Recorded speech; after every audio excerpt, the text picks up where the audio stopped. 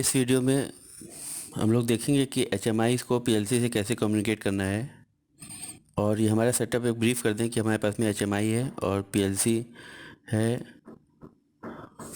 और हम लोगों ने पहले पार्ट में माई फर्स्ट प्रोजेक्ट बनाया हुआ था और ये है RS485 कम्युनिकेशन केबल जो कि HMI और PLC के बीच में यूज़ होना है।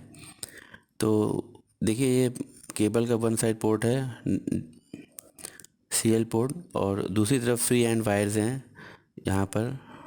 और इसके कनेक्शंस की अगर हम बात करें तो कनेक्शंस आप यहाँ पर देख रहे हैं कि 1 और 3 शॉर्टेड है, 2 और 7 शॉर्टेड है और 5 इस प्रकार से 9 पिन कनेक्टर जो है पोर्ट का कनेक्टेड है।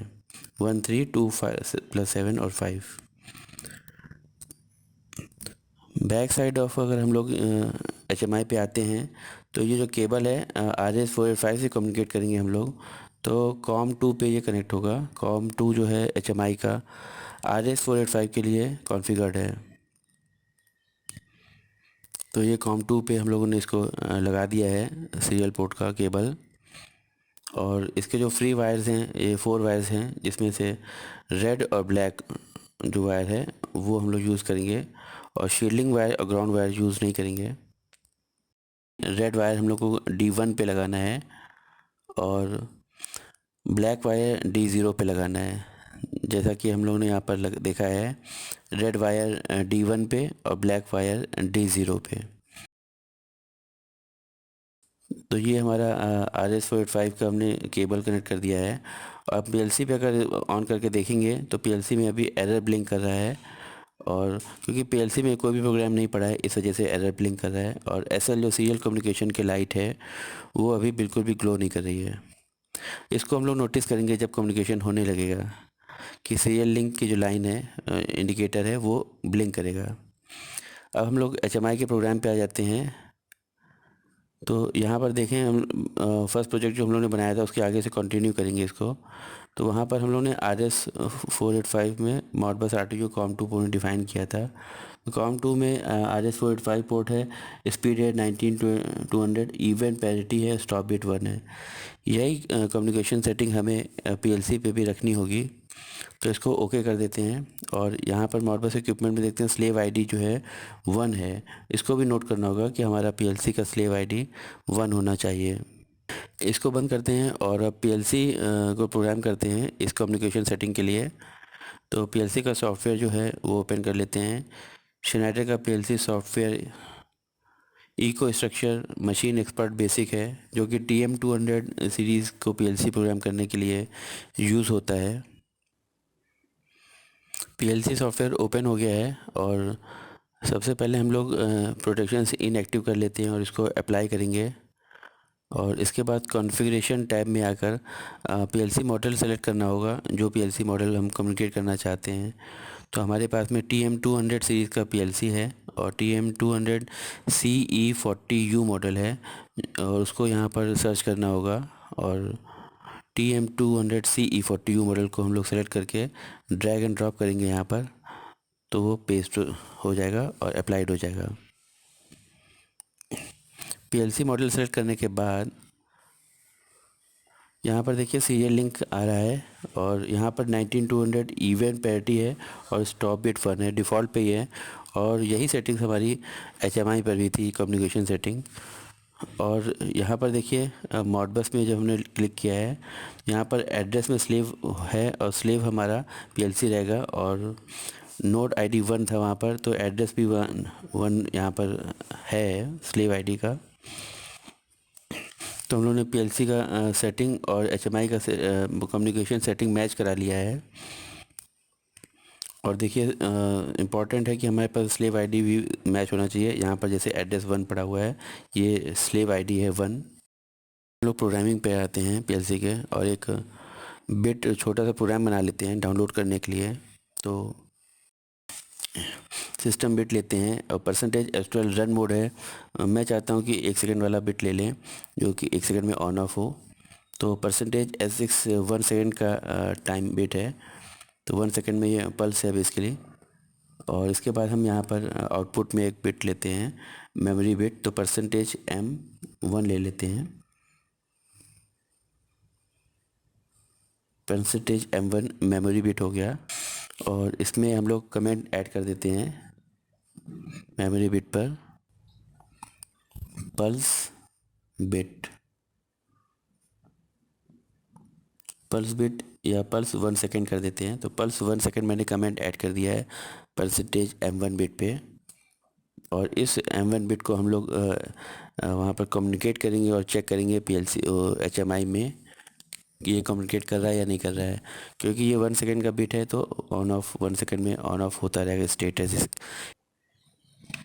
कमीशनिंग टैब पर आते हैं और कमीशनिंग टैब पर देखिए M200 USB सिलेक्टेड है। और अगर नहीं भी सिलेक्टेड है तो हम लोग यहाँ पर आके इसको सिलेक्ट कर सकते हैं M200, तो वहाँ पर सिलेक्टेड हो जाएगा।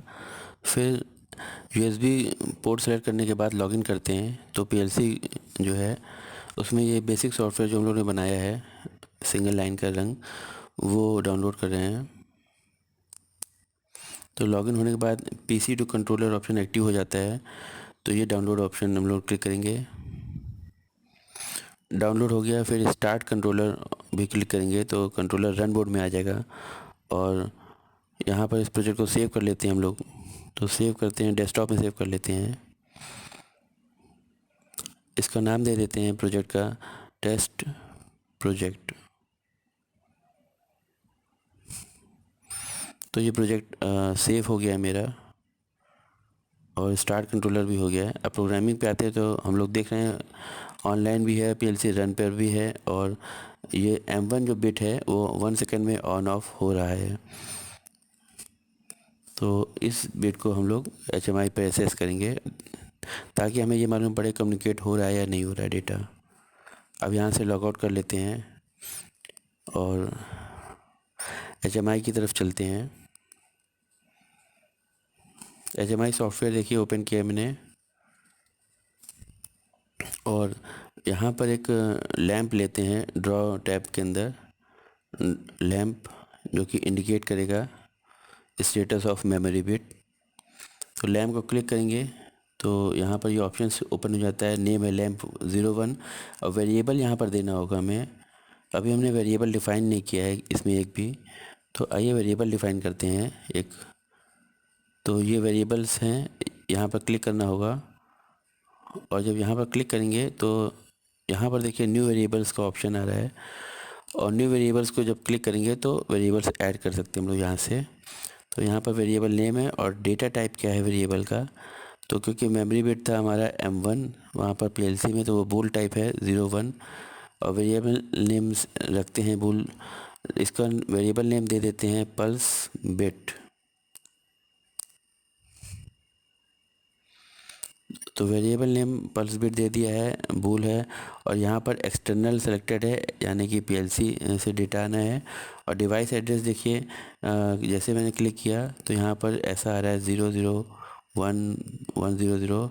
ये मॉडबस एड्रेसिंग आ रही है जो कि होता है। बट अगर हम चाहते हैं कि एड्रेस जो है PLC फॉर्मेट में आए जैसे %m1 आ रहा था उस तरीके से, तो उसके लिए हम लोगों को कुछ चेंजेस करने होंगे।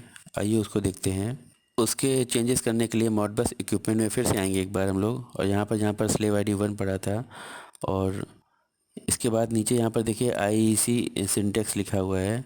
तो इसको चेक करेंगे तो एड्रेस मोड आ जाता है 0 बेस डिफ़ॉल्ट। तो इसको हम लोग को चेक करना पड़ेगा एड्रेस मोड IEC वाला। और ओके करेंगे तो ये लिखा है all device address associated with this equipment will be converted to IC format, और ओके कर देंगे। तो अब सारा जो एड्रेसिंग है IC फॉर्मेट में हो गया है।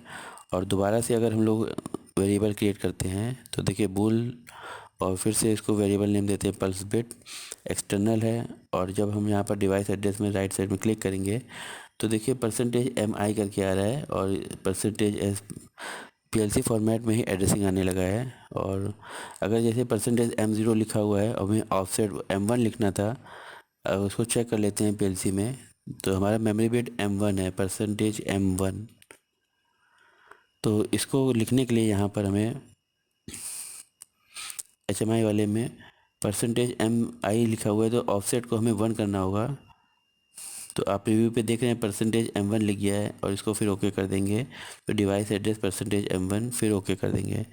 तो हमारा एक बिट क्रिएट हो गया वेरिएबल %m1 जो कि पीएलसी से एसोसिएटेड है RS485 से। और इसके बाद फिर से पैनल 1 पे आ जाते हैं जहाँ पर स्क्रीन बनाया जाता है। और यहाँ पर हम फिर लैंप लेते हैं और लैंप में डिस्प्ले होगा उसका स्टेटस बिट का क्या है। और अब यहाँ पर हम वेरिएबल डिफ़ाइन कर चुके हैं तो वेरिएबल सेलेक्ट कर सकते हैं। और वेरिएबल हमारा बूल टाइप है तो उसका ऑप्शन चेक करेंगे तो यहाँ पर देखिए पल्स बिट m1 आ रहा है जो कि हम लोग ने डिफ़ाइन किया था पल्स बिट नाम से। और इसको ओके कर देंगे तो यहाँ पर वेरिएबल में पल्स बिट आ गया है। तो अभी यहाँ पर पल्स बिट सेट हो गया है। कलर्स टैब में आ जाते हैं तो कलर्स में देखिए ऑफ कंडीशन पे 4 कलर हम इसको थोड़ा डल कर देते हैं। इस कलर पे लेते हैं और 4 कलर येलो पे ले लेते हैं तो ऑन होने पे हमें ऑन कलर येलो दिखेगा, अदरवाइज़ डल शेड रहेगा।